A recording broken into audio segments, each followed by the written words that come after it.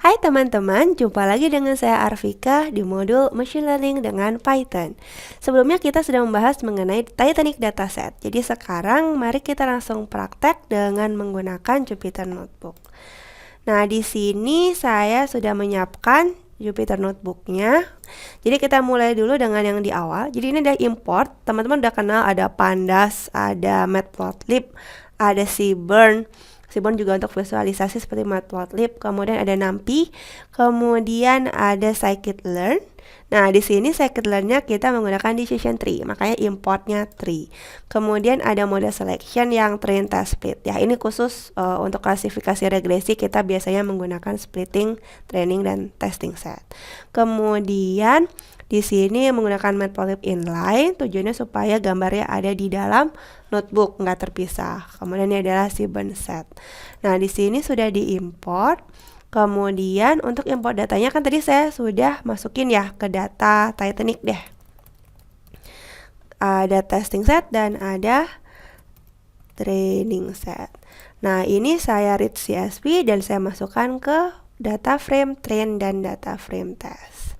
Jadi kalau saya panggil data frame train keluar, ya di sini teman-teman bisa lihat semua datanya sampai ke embarknya. Kemudian kalau pengen tahu ada berapa isinya, tinggal pakai shape. Berarti ada 891 data. Jadi ada 891 orang. Kemudian ada 12 feature, 12 attribute. Kemudian kalau mau pakai info, nah info ini untuk mengacak missing values. Jadi teman-teman sudah bisa lihat. Kalau kita pakai .info, kita bisa lihat ada attribute apa aja dan kondisinya. Nah, kan kita tahu ada 891 data ya. Berarti kalau ada yang data non-nullnya kurang dari 891, berarti ada null object. Nah, kalau dari observasi ini teman-teman bisa lihat nih. Berarti age atau umur ada yang tidak ketahuan. Ya, tidak ada di datanya. Kemudian kayak cabin 204 doang yang non-null, berarti kebanyakan tidak ada data cabinnya. Persis sih seperti yang teman-teman sudah explore ya. Jadi kalau cabin ini banyak yang kosong. Kemudian embark juga, tapi embark cuma kurang 2 orang, 889 soalnya. Gitu. Jadi ini bagus sekali untuk mengeksplor apakah ada missing values atau tidak. Kemudian bagaimana kita akan mengakalinya. Jadi di sini saya ambil survive train. Ini adalah status survive-nya, yang mana ada target variabel kita. Jadi saya cuma ngambil dari dftrain.survive. Kemudian ini saya drop survive-nya dari training set. Aksis 1 teman-teman masih ingat kalau aksis sama dengan 0 berarti by row. Jadi yang di drop row-nya, kalau aksis sama dengan 1 berarti yang di drop kolomnya. Karena kita mau ngedrop si survive ini berarti by kolom. Makanya aksis sama dengan 1. Ya, kemudian kita run lagi data.info-nya kelihatan ya, berarti sudah tidak ada survive lagi di sini. Habis passenger ID langsung passenger class. Kemudian teman-teman bisa lihat kalau masih ada ya missing values, kita belum apa-apain. Nah, sekarang kita mau menginput data yang missing. Caranya pertama kita bisa sih ngecek lagi skewness-nya, ngecek distribusi datanya. Jadi kalau age ternyata seperti ini, kalau fairnya ternyata kebanyakan orang bayarnya lebih murah ya. Baru ada beberapa mungkin eksklusif, orang-orang eksklusif yang bayarnya mahal. Atau mungkin pakai calo gitu. Terus parent child, ternyata kebanyakan nggak bawa parent atau children. Passenger ID nggak ngaruh karena memang unik untuk setiap passenger. Passenger class ternyata banyakan yang lower status ya, yang kelasnya 3. Nah, karena datanya skewed, jadi kita bisa memutuskan nih, oke, kalau imputation tuh bisa macam-macam.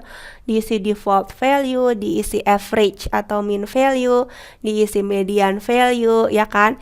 Nah, kalau kita pakai mean nanti bisa kegeser. Jadi kalau misalkan fair gitu ya. Kalau pakai mean bisa jadi dapat angka yang gede gitu, misalkan 100 gitu. Tapi kalau pakai median dia pakai data yang di tengah. Jadi kemungkinan akan lebih kecil, mungkin di berapa puluh gitu. Sama halnya dengan yang lain. Jadi kalau simetris sih mean dan median akan sama-sama saja, tapi kalau datanya tidak simetris, mungkin kita perlu memutuskan untuk menggunakan median saja yang nilai tengahnya. Jadi untuk imputation di sini saya menggunakan data.age.fill.na, na itu adalah null value. Kita gunakan median dari kolom tersebut. gitu ya. Jadi ini logikanya adalah data.age.fill. Nah, di fill pakai apa? Data yang kosong pakai data age median. Gitu. Terus data.info ini untuk mengecek sudah diinput atau belum. Jadi setelah diinput, teman-teman bisa lihat data.info-nya semuanya keisi ya. Age-nya sekarang 891. Gitu. Nah, kalau cabin bagaimana? Nah, cabin dia categorical. Nah, sekarang kita fokus pada yang numerical data saja. Kita akan menggunakan dummies. Jadi, selain imputation, preprocessing yang lain adalah mapping categorical data menjadi numerical data. Nah, untuk numerical data ini kita bisa menggunakan getDummies. Jadi, apa itu getDummies? GetDummies adalah function yang ada di Pandas. Tujuannya adalah untuk mengconvert categorical variable menjadi dummy atau indikator variable. Jadi, ini sifatnya bikin flag bendera kalau bahasa IT-nya. Jadi, misalkan kita lihat nih, sex gender itu ada dua, ya kan, male atau female. Nah, setelah nanti kita lakukan getDummies, kita bisa punya sex male sama sex female. Jadi ada dua kolom. Kalau dia male berarti male 1, yang female-nya 0. Kalau dia female berarti kebalikannya. Sex female-nya indikatornya nyala 1, sex male-nya indikatornya 0 gitu. Nah, jadi kayak gantian gitulah. Kalau male berarti male yang flagnya atau indikatornya nyala. Kalau female berarti di sex female-nya yang indikatornya nyala. Nah, ini kan bisa salah satu. Jadi sudah kita bisa drop salah satu juga. Jadi di sini getDummies-nya kembali ke function-nya adalah kalau kita logikanya masih sama ya. Kalau seksnya female, maka seks female indikator akan bernilai 1. Tapi kalau dia male, seks male akan bernilai 1. Nah, ada pilihan drop first. Drop first ini adalah salah satu kolom yang pertama kita drop gitu. Karena dia sebenarnya sudah terwakili oleh kolom berikutnya. Nah, kalau true berarti saya akan hapus yang female-nya ini nih. Jadi hanya salah satu yang tersisa.